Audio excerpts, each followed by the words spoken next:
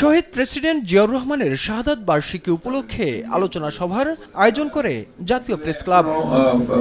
আলোচনায় গণমাধ্যমের স্বাধীনতা নিশ্চিতে জিয়াউর রহমানের অবদান তুলে ধরেন সাংবাদিক নেতারা। নতুন প্রজন্মের কাছে আমাদের গণতন্ত্রের জন্যই কিন্তু প্রেসিডেন্ট জিয়ার আদর্শ এবং কাজের উপরে আমাদের দ্বারস্থ হতে হবে।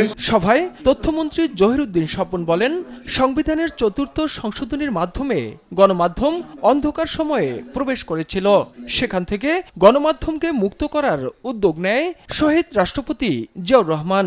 গণমাধ্যম ৪র্থ সংশোধনীর মধ্য দিয়ে এবং ১৯৭৫-এর ১৬ই জুনে যে ধরনের অন্ধকার গলিতে ঢুকে পড়েছিল, শহীদ জিয়াউর রহমানের জন্ম না হলে সেখান থেকে গণমাধ্যমকে আবার মুক্ত আকাশে বের করা সম্ভব হতো কিনা, এই প্রশ্ন ইতিহাসে আছে।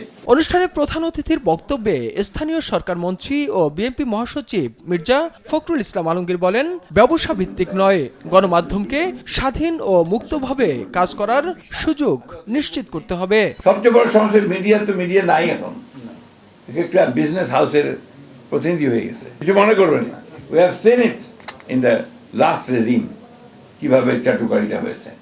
আমি আশা করব যে এখন আপনারা সেখান থেকে বেরিয়ে এসছেন, লড়াই করেছেন, যুদ্ধ করেছেন এর বিরুদ্ধে, নিঃসন্দেহে আপনারা ভালোভাবে কাজে লাগান, আমরা আপনাদের সঙ্গে আছি। মির্জা ফখরুল আরো বলেন, শহীদ প্রেসিডেন্ট জিয়াউর রহমান বাংলাদেশি জাতীয়তাবাদের ধারণাকে প্রতিষ্ঠা করেছিলেন।